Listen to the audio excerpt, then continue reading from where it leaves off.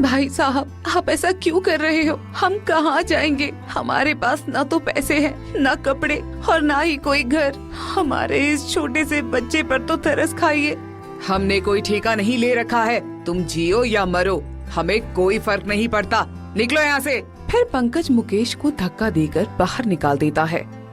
जा यहाँ से, और ये बूढ़ी गाय भी ले जाओ, मुझे इसकी जरूरत नहीं है।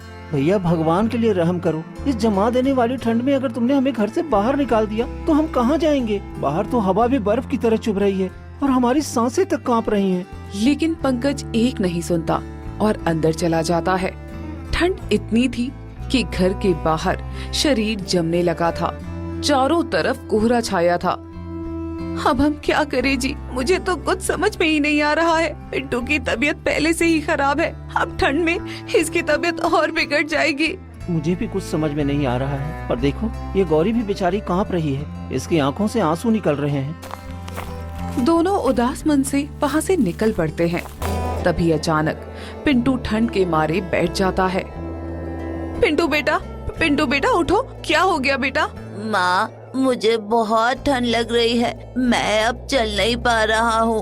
हे भगवान, मैं क्या करूं? मेरी बेटी को ठंड लग रही है। तभी गाय जमीन पर बैठ जाती है और पिंटू को अपने पैरों से लिपटा देती है।